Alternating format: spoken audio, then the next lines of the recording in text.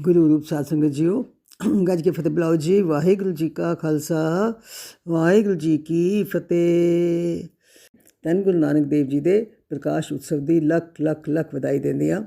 ਹਮੇਸ਼ਾ ਦੀ ਤਰ੍ਹਾਂ ਇਹ ਬੇਨਤੀ ਕਿ ਗੁਰਪੁਰਬ ਮਨਾਉਣ ਲੱਗਿਆ ਗੁਰੂ ਮਹਾਰਾਜ ਦੇ ਜੀਵਨ ਵਿੱਚੋਂ ਕੁਛ ਨਾ ਕੁਛ ਸਿੱਖਿਆ ਲੈਣੀ, ਉਹਨਾਂ ਦੇ ਜੀਵਨ ਦੇ ਬਾਰੇ ਗੱਲਬਾਤ ਕਰਨੀ ਬਹੁਤ ਜ਼ਰੂਰੀ ਹੈ।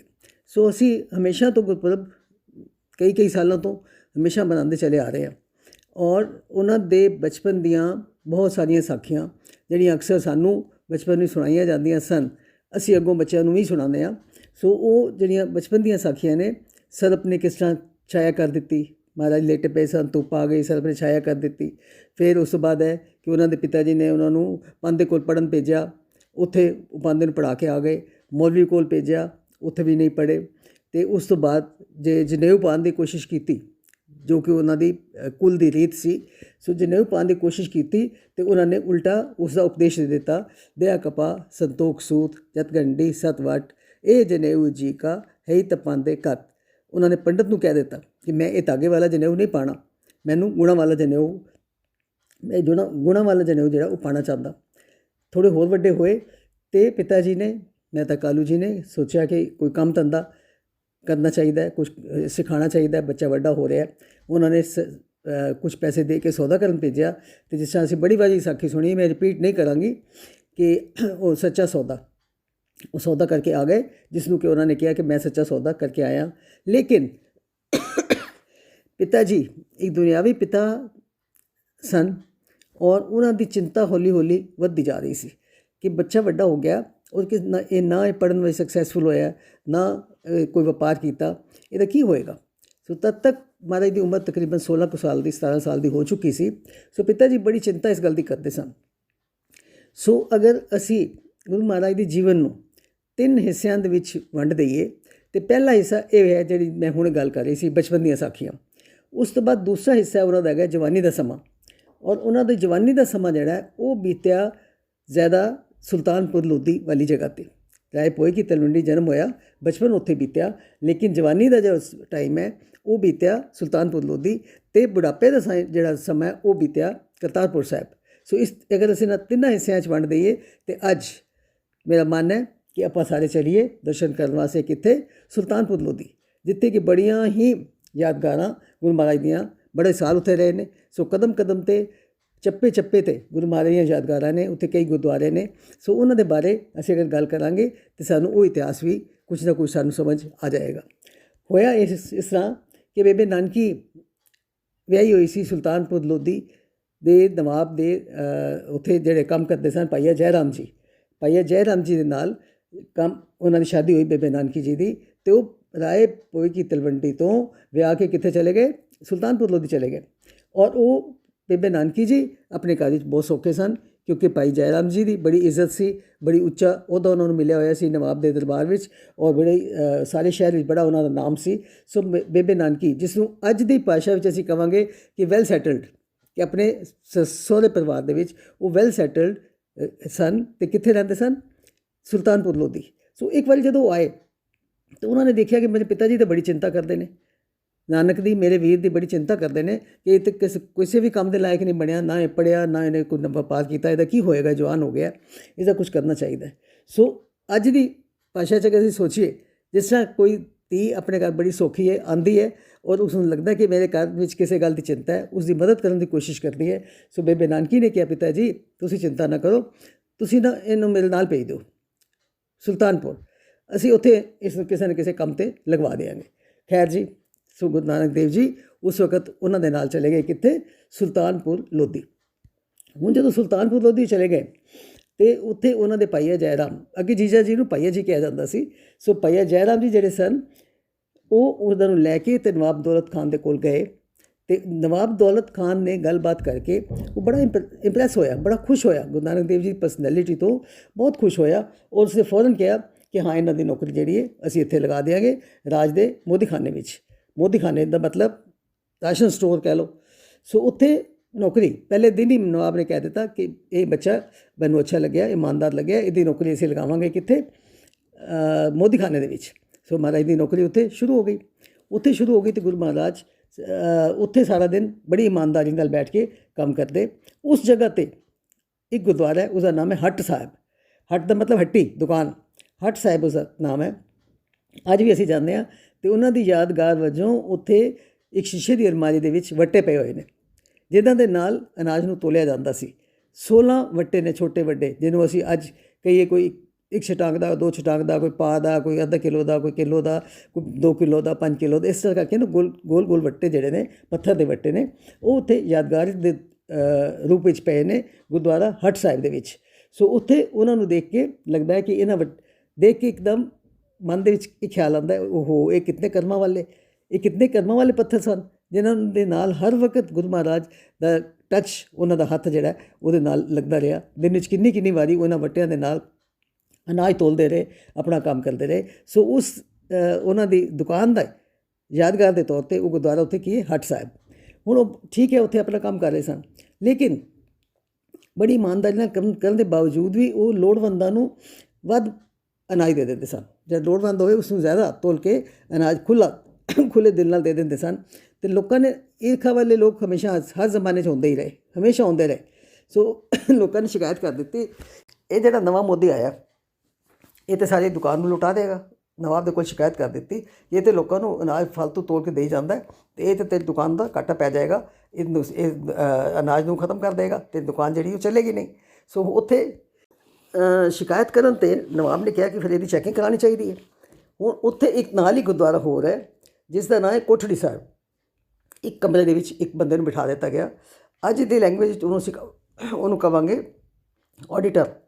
ਆਡੀਟਿੰਗ ਹੋਣ ਲੱਗ ਪਈ ਹਿਸਾਬ ਦੀ, ਆਡਿਟ ਹੋਣ ਲੱਗ ਪਿਆ ਹਿਸਾਬ ਦਾ, ਕਿੰਨਾ ਆਇਆ ਕਿੰਨਾ ਗਿਆ। ਸੋ ਅਲੱਗ ਹੀ ਕਮਰਾ ਦੇ ਦਿੱਤਾ ਗਿਆ ਔਰ ਉਸ ਕਮਰੇ ਦੇ ਵਿੱਚ ਉਹਨਾਂ ਦੇ ਸਟਾਕ ਦੀ ਚੈਕਿੰਗ, ਉਹਨਾਂ ਦੇ ਹਿਸਾਬ ਕਿਤਾਬ ਦਾ ਸਾਰਾ ਉੱਥੇ ਚੈਕਿੰਗ ਕੀਤੀ ਜਾ ਰਹੀ ਸੀ। ਉੱਥੇ ਅੱਜ ਗੁਰਦੁਆਰਾ ਕੀ ਹੈ, ਉਹਦਾ ਨਾਮ ਹੈ ਕੋਠੜੀ ਸਾਹਿਬ। ਹਿਸਾਬ ਦੀ ਜਾਂਚ ਪੜਤਾਲ ਉੱਥੇ ਕੀਤੀ ਜਾ ਰਹੀ ਸੀ। ਸੋ ਜਦੋਂ ਮਹਾਰਾਜ ਦਾ ਹਿਸਾਬ ਕੀਤਾ ਗਿਆ ਅਤੇ ਜਿੰਨੀ ਕੁ ਦੇਰ ਉਹਨਾਂ ਨੇ ਕੰਮ ਕੀਤਾ ਸੀ, ਉਸ ਦੇ ਹਿਸਾਬ ਦੇ ਵਿੱਚੋਂ ਘਾਟਾ ਤਾਂ ਕੀ ਹੋਣਾ ਸੀ, ਬਲਕਿ ਵਾਧਾ ਨਿਕਲਿਆ। 360 ਰੁਪਏ ਦਾ ਲਾਭ, ਫਾਇਦਾ ਉੱਥੇ ਨਿਕਲਿਆ। ਸ਼ਿਕਾਇਤ ਕਰਨ ਵਾਲੇ ਲੋਕਾਂ ਦੇ ਮੂੰਹ 'ਤੇ ਚਪੇੜ ਪਈ ਕਿ ਅਸੀਂ ਐਵੇਂ ਸ਼ਿਕਾਇਤਾਂ ਕਰਦੇ ਰਹੇ ਅਤੇ ਇਹਦਾ ਤਾਂ ਉਲਟਾ ਵਾਧਾ ਨਿਕਲਿਆ। ਜਦੋਂ ਵਾਧਾ ਨਿਕਲਿਆ ਅਤੇ 360 ਰੁਪਏ ਕਹਿਣਾ ਬੜਾ ਸੌਖਾ ਹੈ, ਅੱਜ ਦੇ 360 ਰੁਪਏ ਨਹੀਂ, ਸਾਨੂੰ ਹਿਸਾਬ ਲਗਾਓ ਤਾਂ ਕਈ ਲੱਖਾਂ ਰੁਪਏ ਬਣਦੇ ਨੇ। ਉਹ 360 ਰੁਪਏ ਦਾ ਜਦੋਂ ਵਾਧਾ ਨਿਕਲਿਆ ਅਤੇ ਗੁਰੂ ਮਹਾਰਾਜ ਨੂੰ ਕਿਹਾ ਕਿ ਤੁਹਾਡੇ ਵੱਲ 360 ਰੁਪਏ ਵੱਧ ਨਿਕਲਦੇ ਨੇ। ਤਾਂ ਮਹਾਰਾਜ ਨੇ ਉਹ ਪੈਸੇ ਲੈਣ ਤੋਂ ਇਨਕਾਰ ਕਰ ਦਿੱਤਾ। ਉਹਨਾਂ ਨੇ ਕਿਹਾ ਜੋ ਮੈਂ ਵੰਡਿਆ ਉਹ ਉਹਨਾਂ ਕਿਉਂਕਿ ਨੌਕਰੀ ਸੀ, ਆਪਣੀ ਤਨਖਾਹ ਵਿੱਚੋਂ ਜੋ ਵੰਡਦੇ ਸਨ ਉਸ ਦਾ ਹਿਸਾਬ ਹੋਇਆ ਉਹਨਾਂ ਦੀ ਤਨਖਾਹ ਵਿੱਚੋਂ, ਕਿ ਆਪਣੀ ਕਮਾਈ ਦੇ ਵਿੱਚੋਂ ਉਹ ਵੰਡ ਰਹੇ ਸਨ। ਫਿਰ ਵੀ ਵਾਧਾ ਨਿਕਲਿਆ ਅਤੇ ਉਸ ਨੂੰ ਦੇਖ ਕੇ ਉਸ ਤੋਂ ਬਾਅਦ ਮਹਾਰਾਜ ਦਾ ਮਨ ਜਿਹੜਾ ਉੱਥੇ ਉਚਾਟ ਹੋ ਗਿਆ ਅਤੇ ਉਹਨਾਂ ਨੇ ਕਿਹਾ ਇਹ ਨੌਕਰੀ ਮੈਂ ਨਹੀਂ ਕਰਨੀ। ਜਿਹੜੇ ਮੇਰੇ ਵੱਲ ਪੈਸੇ ਵੱਧ ਨਿਕਲਦੇ ਨੇ ਗਰੀਬਾਂ ਨੂੰ ਵੰਡ ਦਿਓ ਅਤੇ ਮੈਂ ਅੱਜ ਤੋਂ ਬਾਅਦ ਇਹ ਨੌਕਰੀ ਨਹੀਂ ਕਰਨੀ। ਸੋ ਮੋਦੀ ਕਰਨੇ ਦੀ ਨੌਕਰੀ ਨੂੰ ਛੱਡ ਕੇ ਅਤੇ ਉਹ ਆ ਗਏ ਘਰ, ਆਪਣਾ ਬੇਬੇ ਨਾਨਕੀ ਦੇ ਕੋਲ ਆ ਗਏ ਕਿ ਮੈਂ ਅੱਜ ਤੋਂ ਬਾਅਦ ਇਹ ਨੌਕਰੀ ਜਿਹੜੀ ਹੈ ਇਹ ਨਹੀਂ ਕਰਨੀ। ਖੈਰ ਉਸ ਤੋਂ ਬਾਅਦ ਉਹ ਸਾਰਾ ਦਿਨ ਸਵੇਰੇ ਉੱਠ ਕੇ ਅੰਮ੍ਰਿਤ ਵੇਲੇ ਨਦੀ ਦੇ ਕਿਨਾਰੇ ਜਾਂਦੇ, ਉੱਥੇ ਇਸ਼ਨਾਨ ਕਰਦੇ, ਉੱਥੇ ਕਈ ਘੰਟੇ ਬੈਠ ਕੇ ਅਤੇ ਉੱਥੇ ਭਗਤੀ ਕਰਦੇ। ਸੋ ਉਸ ਜਗ੍ਹਾ 'ਤੇ ਜਿੱਥੇ ਉਹ ਭਗਤੀ ਕਰਦੇ ਸਨ, ਉਹ ਨਦੀ ਦਾ ਕਿਨਾਰਾ ਸੀ, ਉੱਥੇ ਇਸ਼ਨਾਨ ਕਰਨ ਵੀ ਜਾਂਦੇ ਸਨ। ਇੱਕ ਦਿਨ ਇਸ਼ਨਾਨ ਕਰਨ ਤੋਂ ਪਹਿਲੇ ਉਹਨਾਂ ਨੇ ਦਾਤਨ ਕਰਦੇ ਆਪਣਾ ਜਿਹੜਾ ਦਾਤਨ ਕਰ ਰਹੇ ਸਨ ਉਸ ਨੂੰ ਜ਼ਮੀਨ ਵਿੱਚ ਗੱਡ ਦਿੱਤਾ ਔਰ ਸਮਾਂ ਪਾ ਕੇ ਕੀ ਹੋਇਆ ਕਿ ਉਸ ਦਾਤਨ ਦੇ ਵਿੱਚੋਂ ਇੱਕ ਬੇਰੀ ਦਾ ਪੇੜ ਨਿਕਲਿਆ। ਉਹ ਬੇਰੀ ਦਾ ਪੇੜ ਅੱਜ ਵੀ ਉੱਥੇ ਕਾਇਮ ਹੈ। ਅਸੀਂ ਜਾਣਦੇ ਹਾਂ ਸੁਲਤਾਨਪੁਰ ਲੋਧੀ, ਅਤੇ ਉਸ ਬੇੜੀ ਦੇ ਪੇੜ ਕਰਕੇ ਹੀ ਉਸ ਗੁਰਦੁਆਰੇ ਦਾ ਨਾਮ ਹੈ ਬੇੜ ਸਾਹਿਬ। ਉਸ ਬੇੜ ਸਾਹਿਬ ਦੇ ਅੰਦਰ ਜ਼ਮੀਨ ਦੇ ਅੰਦਰ ਇੱਕ ਪੋਰਾ, ਜਿਹਨੂੰ ਅਸੀਂ ਬੇਸਮੈਂਟ ਕਹਿ ਦਈਏ, ਇੱਕ ਪੋਰਾ ਸੀ ਥੱਲੇ ਜ਼ਮੀਨ ਦੇ ਅੰਦਰ, ਜਿੱਥੇ ਬੈਠ ਕੇ ਕਿ ਉਹ ਕਈ ਘੰਟੇ ਤੱਕ ਨਾਮ ਜਪਦੇ ਸਨ ਅਤੇ ਭਗਤੀ ਕਰਦੇ ਸਨ। ਸੋ ਉਸ ਨਦੀ ਦੇ ਕਿਨਾਰੇ ਉਹ ਜਿਹੜਾ ਗੁਰਦੁਆਰਾ ਹੈ ਉਸ ਦਾ ਨਾਮ ਹੈ ਬੇੜ ਸਾਹਿਬ ਔਰ ਉਸ ਦੇ ਅੰਦਰ ਜ਼ਮੀਨ ਦੇ ਅੰਦਰ ਹੈ ਪੋਰਾ ਸਾਹਿਬ। ਅੱਜ ਵੀ ਬਹੁਤ ਲੋਕ ਜਦੋਂ ਜਾਂਦੇ ਨੇ ਅਤੇ ਉਸ ਪੇੜ ਦੇ ਥੱਲੇ ਬੈਠ ਕੇ ਜਪਜੀ ਸਾਹਿਬ ਦੇ ਪਾਠ ਕਰਦੇ ਨੇ ਔਰ ਬੜੀ ਸ਼ਰਧਾ ਭਾਵਨਾ ਦੇ ਨਾਲ ਉੱਥੇ ਜਾ ਕੇ ਦਰਸ਼ਨ ਕਰਦੇ ਨੇ। ਉਸ ਤੋਂ ਬਾਅਦ ਚਲੋ ਹੁਣ ਤੁਹਾਨੂੰ ਦਰਸ਼ਨ ਕਰਾਈਏ ਬੇਬੇ ਨਾਨਕੀ ਦਾ ਘਰ। ਗੁਰੂ ਨਾਨਕ ਦੇਵ ਜੀ ਜਦੋਂ ਰਾਏ ਭੋਏ ਦੀ ਤਲਵੰਡੀ ਤੋਂ ਆਏ ਅਤੇ ਬੇਬੇ ਨਾਨਕੀ ਉਹਨਾਂ ਨੂੰ ਆਪਣੇ ਨਾਲ ਲੈ ਕੇ ਆਈ ਸੀ ਅਤੇ ਉਹ ਆਪਣੇ ਘਰ ਉਹਨਾਂ ਨੂੰ ਲੈ ਗਈ। ਸੋ ਬੇਬੇ ਨਾਨਕੀ ਦਾ ਘਰ ਸੁਲਤਾਨਪੁਰ ਲੋਧੀ ਵਿੱਚ ਬਹੁਤ ਸੋਹਣਾ, ਬਹੁਤ ਵੱਡਾ ਘਰ ਸੀ। ਕਿਉਂਕਿ ਵੱਡੇ ਉਹਨਾਂ ਦੇ ਹਸਬੈਂਡ ਜਿਹੜੇ ਸਨ ਵੱਡੇ ਅਫਸਰ ਲੱਗੇ ਹੋਏ ਸਨ ਔਰ ਉਹ ਬੜੇ ਸੌਖੇ ਸਨ, ਬੜਾ ਅੱਛਾ ਘਰ ਸੀ। ਉਸ ਦੀ ਯਾਦਗਾਰ ਵਿੱਚ ਅੱਜ ਵੀ ਉੱਥੇ ਗੁਰਦੁਆਰਾ ਹੈ ਜਿਸ ਦਾ ਨਾਮ ਹੈ ਬੇਬੇ ਨਾਨਕੀ ਦਾ ਘਰ। ਔਰ ਵਾਕਈ ਕੁਝ ਸਾਲ ਪਹਿਲੇ ਤੱਕ ਮੈਨੂੰ ਯਾਦ ਹੈ ਜਦੋਂ ਦਰਸ਼ਨ ਕੀਤੇ ਸੀ ਤੇ ਉੱਥੇ ਬੇਬੇ ਨਾਨਕੀ ਦਾ ਚੁੱਲ੍ਹਾ ਚੌਂਕਾ, ਬੇਬੇ ਨਾਨਕੀ ਦੇ ਕਮਰੇ, ਪੂਰਾ ਪੁਰਾਣੇ ਘਰ ਦੀ ਯਾਦਗਾਰ ਜਿਹੜੀ ਨਜ਼ਰ ਆਉਂਦੀ ਸੀ। ਪਰ ਉਸ ਤੋਂ ਬਾਅਦ ਜਦੋਂ ਨਵਾਂ ਉਹ ਅਸਥਾਨ ਉਸਾਰਿਆ ਗਿਆ, ਬੇਬੇ ਨਾਨਕੀ ਦੇ ਘਰ ਨੂੰ ਨਵਾਂ ਰੂਪ ਦਿੱਤਾ ਗਿਆ, ਹੁਣ ਵੀ ਬਹੁਤ ਖੂਬਸੂਰਤ ਗੁਰਦੁਆਰਾ ਹੈ ਜਿੱਥੇ ਬੇਬੇ ਨਾਨਕੀ ਦਾ ਘਰ ਸੀ। ਐਕਚੁਅਲੀ ਜਿੱਥੇ ਬੇਬੇ ਨਾਨਕੀ ਹੋਰੀ ਰਹਿੰਦੇ ਸਨ ਅਤੇ ਗੁਰੂ ਨਾਨਕ ਦੇਵ ਜੀ ਵੀ ਉਹਨਾਂ ਦੇ ਕੋਲ ਹੀ ਆ ਕੇ ਰਹਿੰਦੇ ਸਨ। ਸੋ ਉਹ ਜਿਹੜਾ ਘਰ ਹੈ ਉਸ ਦੇ ਵਿੱਚ ਸਾਰੀਆਂ ਯਾਦਗਾਰਾਂ ਕਾਰ ਸੇਵਾ ਵਾਲੇ ਬਾਬਾ ਜੀ ਨੇ ਜਦੋਂ ਨਵੀਂ ਬਿਲਡਿੰਗ ਬਣਾਈ ਅਤੇ ਉਹ ਜੋ ਚੁੱਲ੍ਹੇ ਚੌਕੇ ਵਾਲਾ ਹਿੱਸਾ ਸੀ ਉਹ ਤਾਂ ਉਹਦੇ ਵਿੱਚ ਹੀ ਆ ਗਿਆ। ਉਸ ਦੀ ਹੁਣ ਕੋਈ ਯਾਦਗਾਰ ਉੱਥੇ ਨਹੀਂ ਹੈ। ਇੱਕੋ ਹੀ ਯਾਦਗਾਰ ਰਹਿ ਗਈ, ਉਹ ਕਿਹੜੀ ਸੀ? ਉਹ ਖੂਹ, ਵਿਹੜੇ ਦੇ ਵਿੱਚ ਖੂਹ ਸੀ।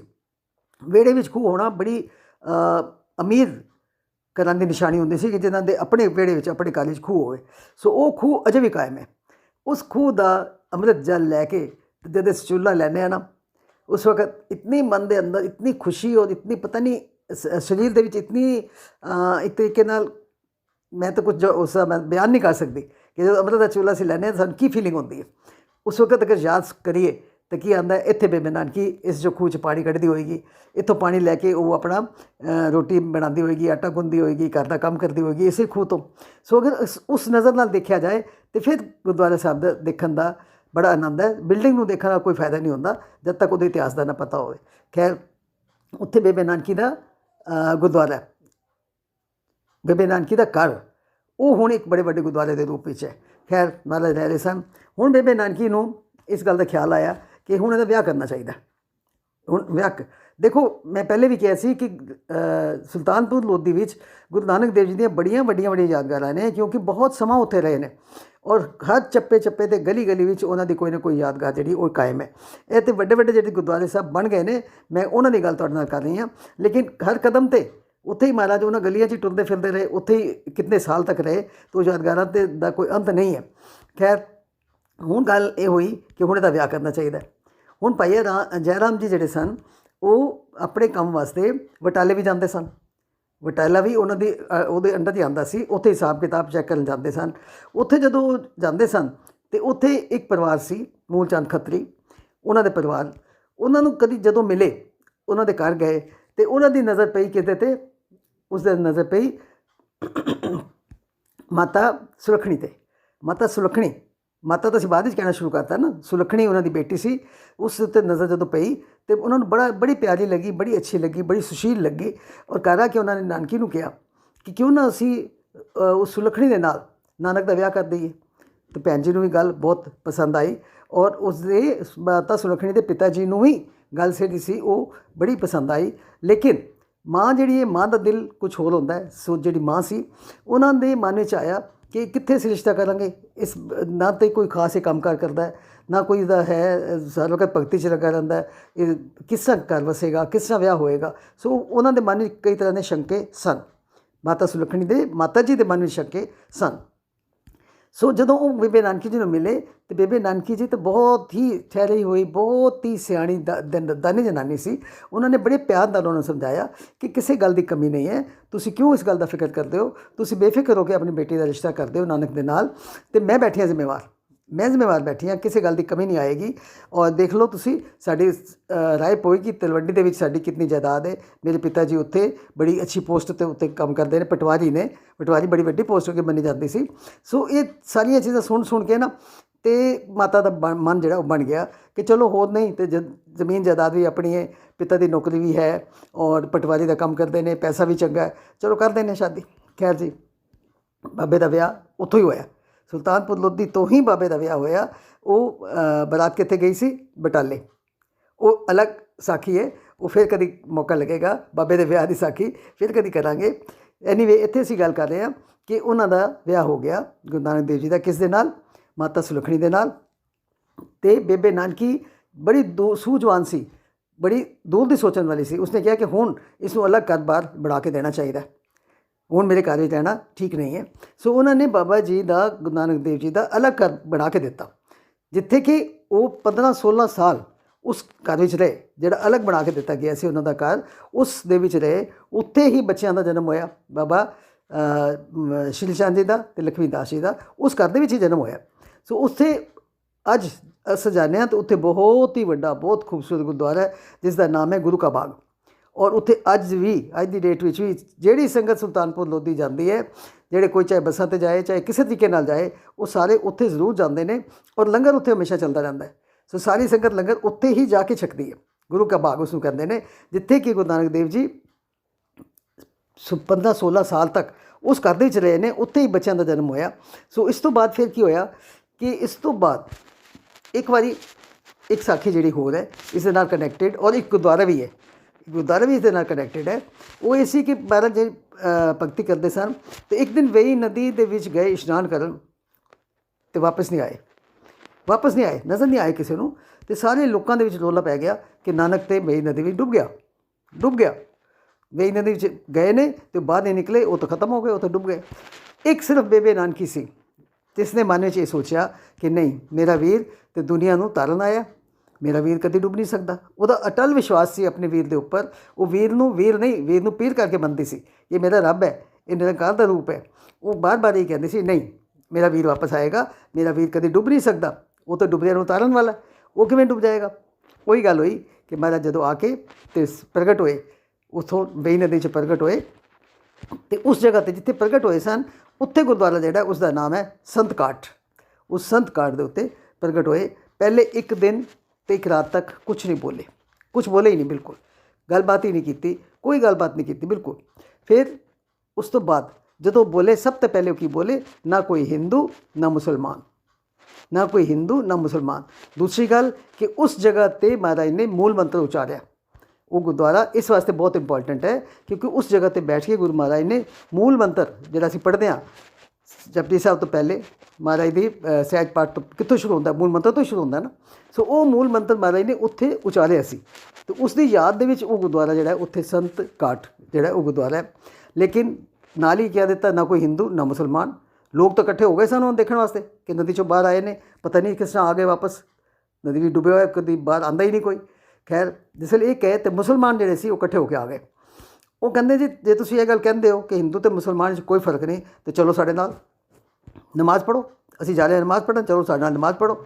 ਉਹਨਾਂ ਦੇ ਠੀਕ ਹੈ, ਉਹਨਾਂ ਨੇ ਕਿਹਾ ਠੀਕ ਹੈ ਚਲੋ, ਮੈਂ ਤੁਹਾਡੇ ਨਾਲ ਚੱਲਦਾ। ਤਾਂ ਮਹਾਰਾਜ ਚਲੇ ਗਏ ਅਤੇ ਨਮਾਜ਼ ਪੜ੍ਹੀ ਗਈ। ਤਾਂ ਸਾਰੇ ਨਮਾਜ਼ ਦਾ ਜੋ ਸਿਸਟਮ ਸੀ, ਕਿਸ ਤਰੀਕੇ ਨਾਲ ਉੱਠਣਾ, ਕਿਸੇ ਨਾਲ ਬੈਠਣਾ, ਕਿਸੇ ਨਾਲ ਮੱਥਾ ਟੇਕਣਾ, ਮਹਾਰਾਜ ਦੇਖਦੇ ਰਹੇ। ਪਰ ਮਹਾਰਾਜ ਨੇ ਉਹ ਨਮਾਜ਼ ਨਹੀਂ ਪੜ੍ਹੀ, ਉਹਨਾਂ ਦੇ ਨਾਲ ਨਾ ਉੱਠੇ, ਨਾ ਬੈਠੇ, ਨਾ ਮੱਥਾ ਟੇਕਿਆ। ਬੈਠੇ ਜ਼ਰੂਰ ਉੱਥੇ ਰਹੇ, ਲੇਕਿਨ ਜੋ ਉਹਨਾਂ ਦੇ ਆਪਣਾ ਸਿਸਟਮ ਸੀ ਨਮਾਜ਼ ਪੜ੍ਹਨ ਦਾ, ਉਹ ਚੁੱਪ ਕਰਕੇ ਦੇਖਦੇ ਰਹੇ ਅਤੇ ਬੈਠੇ ਰਹੇ। ਜਦੋਂ ਨਮਾਜ਼ ਖਤਮ ਹੋਈ ਅਤੇ ਕਾਜ਼ੀ ਨੇ ਪੁੱਛਿਆ ਕਿ ਤੁਸੀਂ ਤਾਂ ਕਹਿੰਦੇ ਸੀ ਫਰਕ ਨਹੀਂ, ਮੈਂ ਨਮਾਜ਼ ਪੜ੍ਹਾਂਗਾ, ਅਤੇ ਤੁਸੀਂ ਨਮਾਜ਼ ਕਿਉਂ ਨਹੀਂ ਪੜ੍ਹੀ। ਅਤੇ ਮਹਾਰਾਜ ਨੇ ਕਿਹਾ, ਮੈਂ ਨਮਾਜ਼ ਕਿੱਥੇ ਪੜ੍ਹਦਾ, ਤੁਸੀਂ ਕੋਈ ਨਮਾਜ਼ ਪੜ੍ਹੀ। ਉਹ ਕਹਿੰਦੇ ਹਾਂ ਮੈਂ ਨਮਾਜ਼ ਪੜ੍ਹੀ ਹੈ। ਕਹਿੰਦੇ ਨਹੀਂ, ਤੁਸੀਂ ਤਾਂ ਆਪਣੇ ਘਰ, ਤੁਸੀਂ ਤਾਂ ਕਾਬਲ ਗਏ ਹੋਏ ਸੀ ਘੋੜੇ ਖਰੀਦਣ ਵਾਸਤੇ, ਤੁਸੀਂ ਤਾਂ ਕਾਬਲ ਜਾ ਕੇ ਘੋੜੇ ਖਰੀਦ ਰਹੇ ਸੀ, ਤੁਸੀਂ ਨਮਾਜ਼ ਥੋੜ੍ਹੀ ਪੜ੍ਹ ਰਹੇ ਸੀ। ਕਾਜ਼ੀ ਬੜਾ ਸ਼ਰਮਿੰਦਾ ਹੋਇਆ, ਮੁੱਲਾ ਨੂੰ ਬੁਲਾਇਆ। ਅੱਛਾ, ਕਹਿੰਦਾ ਫਿਰ ਤੁਸੀਂ ਮੁੱਲਾ ਜੀ ਨਾਲ ਪੜ੍ਹ ਲੈਂਦੇ, ਜੇ ਮੈਨੂੰ ਤੁਸੀਂ ਸਮਝਿਆ ਕਿ ਮੈਂ ਠੀਕ ਨਮਾਜ਼ ਨਹੀਂ ਪੜ੍ਹ ਰਿਹਾ, ਤੁਸੀਂ ਮੁੱਲਾ ਜੀ ਨਾਲ ਪੜ੍ਹ ਲੈਣਾ ਸੀ। ਮੁੱਲਾ ਜੀ ਨੂੰ ਬੁਲਾਇਆ ਗਿਆ ਅਤੇ ਉਹਨਾਂ ਨੇ ਵੀ ਇਹੀ ਕਿਹਾ ਕਿ ਨਾਨਕ ਨੇ ਤਾਂ ਨਮਾਜ਼ ਨਹੀਂ ਪੜ੍ਹੀ, ਇਹ ਤਾਂ ਐਵੇਂ ਹੀ ਕਹਿ ਦਿੰਦਾ ਕਿ ਨਾ ਹਿੰਦੂ ਨਾ ਮੁਸਲਮਾਨ, ਨਮਾਜ਼ ਤਾਂ ਪੜ੍ਹੀ ਨਹੀਂ। ਮਹਾਰਾਜ ਨੇ ਕਿਹਾ ਤੁਸੀਂ ਨਮਾਜ਼ ਨਹੀਂ ਪੜ੍ਹੀ, ਤੁਹਾਡਾ ਘਰ ਧਿਆਨ ਕਿੱਥੇ ਸੀ, ਤੁਹਾਡਾ ਧਿਆਨ ਸੀ ਆਪਣੇ ਘਰ, ਜਿਹੜਾ ਗਾਂ ਨੇ ਵੱਛਾ ਦਿੱਤਾ ਹੈ ਉਹ ਕਿਤੇ ਖੂਹ 'ਚ ਨਾ ਡਿੱਗ ਪਵੇ, ਧਿਆਨ ਤੁਹਾਡਾ ਉਹਦੇ ਵਿੱਚ ਜਾ ਰਿਹਾ ਸੀ। ਉਹ ਹੈਰਾਨ ਇਤਨੇ ਹੋ ਗਏ, ਬਹੁਤ ਹੀ ਜ਼ਿਆਦਾ ਹੈਰਾਨ ਹੋ ਗਏ ਕਿ ਇਹ ਤਾਂ ਘਟ ਕੀ ਅੰਤਰ ਕੀ ਜਾਣਤ, ਇਹ ਤਾਂ ਸਾਡੇ ਅੰਦਰ ਦੀਆਂ ਗੱਲਾਂ ਨੂੰ ਸਭ ਜਾਣਦਾ ਹੈ। ਸੋ ਇਹ ਤਾਂ ਅੰਤਰਜਾਮੀ ਹੈ। ਸੋ ਅੰਤਰਜਾਮੀ ਦੇ ਨਾਮ 'ਤੇ ਹੀ ਅੱਜ ਉੱਥੇ ਜਿਹੜਾ ਗੁਰਦੁਆਰਾ ਹੈ ਉਸ ਦਾ ਨਾਮ ਹੈ ਅੰਤਰਜਾਮਤਾ ਸਾਹਿਬ। ਅੰਤਰਜਾਮਤਾ ਸਾਹਿਬ ਗੁਰਦੁਆਰਾ ਜਿਹੜਾ ਹੈ ਉਹ ਉੱਥੇ ਹੈ ਸੁਲਤਾਨਪੁਰ ਲੋਧੀ ਦੇ ਵਿੱਚ। ਉਹ ਥੋੜ੍ਹਾ ਜਿਹਾ ਦੂਰ ਹਟ ਕੇ ਹੈ। ਔਰ ਉੱਥੇ ਇਹ ਵਾਲੀ ਸਾਖੀ ਜਿਹੜੀ ਅਸੀਂ ਅਕਸਰ ਸੁਣਦੇ ਹਾਂ ਕਿ ਨਮਾਜ਼ ਜਿਹੜੀ ਸੀ ਉਹਨਾਂ ਨੇ ਨਹੀਂ ਪੜ੍ਹੀ ਸੀ ਕਿਉਂਕਿ ਮੁੱਲਾ ਔਰ ਕਾਜ਼ੀ ਜਿਹੜੇ ਸਨ ਠੀਕ ਨਮਾਜ਼ ਨਹੀਂ ਪੜ੍ਹ ਰਹੇ ਸਨ। ਸੋ ਇਹ ਸਾਖੀ ਜਿਹੜੀ ਅਸੀਂ ਸੁਣਦੇ ਹਾਂ ਇਹ ਵਾਪਰੀ ਕਿੱਥੇ ਹੈ, ਸੁਲਤਾਨਪੁਰ ਲੋਧੀ ਵਿੱਚ। ਅਤੇ ਉਸ ਜਗ੍ਹਾ ਦੇ ਉੱਤੇ ਉਹ ਜਿਹੜਾ ਗੁਰਦੁਆਰਾ ਹੈ ਉਸ ਦਾ ਨਾਮ ਹੈ ਅੰਤਰਜਾਮਤਾ ਸਾਹਿਬ। ਅੰਤਰਜਾਮਤਾ ਸਾਹਿਬ ਗੁਰਦੁਆਰੇ ਦਾ ਨਾਮ ਬੋਰਡ ਬਾਹਰ ਲੱਗਿਆ ਹੋਇਆ ਹੈ। ਔਰ ਉੱਥੇ ਸਾਰੀ ਸਾਖੀ ਜਿਹੜੀ ਉੱਥੇ ਲਿਖੀ ਹੋਈ ਹੈ ਕਿ ਇੱਥੇ ਗੁਰੂ ਨਾਨਕ ਦੇਵ ਜੀ ਨੇ ਇਹ ਕੌਤਕ ਵਰਤਾਇਆ ਸੀ ਕਿ ਉਹਨਾਂ ਦੇ ਅੰਤਰ ਦੀਆਂ ਗੱਲਾਂ ਕੱਢ ਕੇ ਉਹਨਾਂ ਨੂੰ ਸੁਣਾ ਦਿੱਤੀਆਂ ਕਿ ਤੁਸੀਂ ਉੱਪਰੋਂ ਤਾਂ ਨਮਾਜ਼ ਪੜ੍ਹ ਰਹੇ ਸਨ ਸਰੀਰਕ ਤੌਰ 'ਤੇ, ਪਰ ਮਨ 'ਤੇ ਤੁਹਾਡਾ ਨਮਾਜ਼ ਹੈ ਹੀ ਨਹੀਂ ਸੀ। ਔਰ ਕਿੰਨਾ ਵੱਡਾ ਸੰਦੇਸ਼ ਸਾਨੂੰ ਦੇ ਗਏ ਕਿ ਜੇ ਅਸੀਂ ਪਾਠ ਕਰਦੇ ਹਾਂ, ਅਸੀਂ ਕੀਰਤਨ ਕਰਦੇ ਹਾਂ, ਜੇ ਸਾਡਾ ਮਨ ਵਿੱਚ ਨਹੀਂ ਹੈ ਤਾਂ ਇਹਦਾ ਮਤਲਬ ਹੈ ਸਾਡਾ ਤਨ ਜਿਹੜਾ ਉਹ ਪਾਠ ਕਰ ਰਿਹਾ, ਸਾਡਾ ਮਨ ਪਾਠ ਹੀ ਨਹੀਂ ਕਰ ਰਿਹਾ।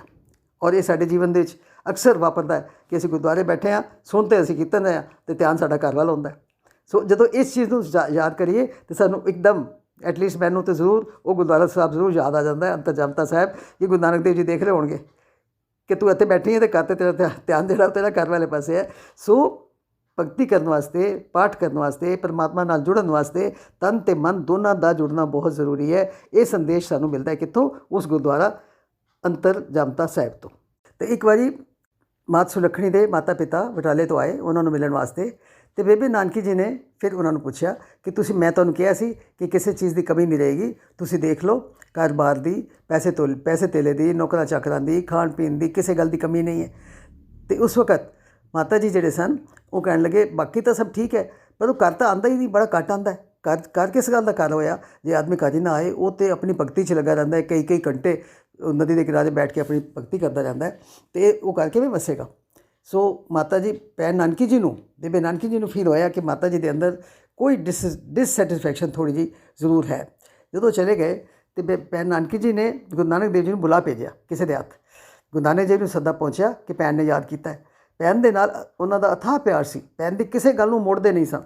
ਸੋ ਚਲੇ ਗਏ ਅਤੇ ਜਾ ਕੇ ਕਿਹਾ ਕਿ ਹਾਂਜੀ ਬੇਬੇ, ਭੈਣ ਨੂੰ ਬੇਬੇ ਕਹਿੰਦੇ ਸਨ ਨਾ, ਬੇਬੇ ਤੁਸੀਂ ਯਾਦ ਕੀਤਾ ਅਤੇ ਮੈਂ ਆ ਗਿਆ।